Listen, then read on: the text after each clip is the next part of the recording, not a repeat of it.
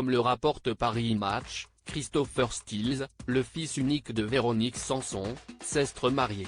La chanteuse, bien que discrète depuis que l'affaire Palmade a éclaté, s'est évidemment rendue à la cérémonie, à Paris. L'accident de la route provoqué par Pierre Palmade sous l'emprise de cocaïne a fait plusieurs victimes collatérales.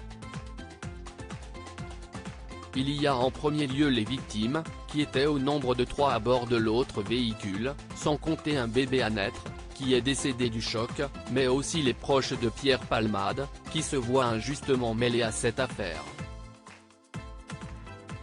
Si est le cas notamment de Muriel Robin et Michel Larocque, qui ont toujours eu connaissance de ses addictions et qui ont choisi de couper les ponts avec lui depuis le drame.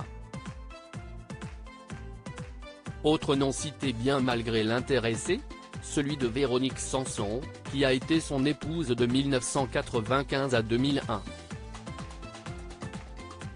Bien qu'elle n'ait aucun lien avec le drame, si ce n'est d'avoir été mariée au coupable, la chanteuse de 74 ans voit inlassablement son nom associé avec celui de l'humoriste de 55 ans.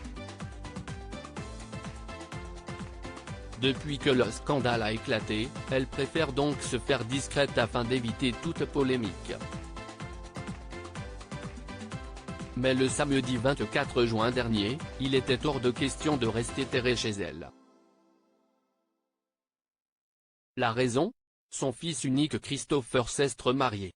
Véronique Sanson a retrouvé son ex-mari comme le précise Paris Match, Christopher Stills s'est remarié lors d'une cérémonie religieuse organisée le week-end dernier en l'église Saint-Roch située en plein cœur de Paris, dans le 1er arrondissement de la capitale. Et le moins que l'on puisse dire, si est que Véronique Sanson est apparue plus radieuse que jamais. Si est elle qui a accompagné son fils, tout sourire, jusqu'à l'hôtel. Un moment immortalisé par l'animateur et écrivain Daniel Chic, qui a publié une vidéo du grand jour sur sa page Instagram. À cette occasion, Véronique Sanson a croisé la route d'un homme qui a beaucoup compté pour elle, le musicien Steven Stills, avec qui elle a été mariée et qui n'est autre que le père de Christopher. Si est pour ses beaux yeux qu'au début des années 70, alors qu'elle vivait une belle histoire d'amour avec le chanteur Michel Berger, elle avait choisi de plier bagages pour les États-Unis du jour au lendemain. Une rupture dont l'interprète de quelques mots d'amour, lui, a eu beaucoup de mal à se remettre.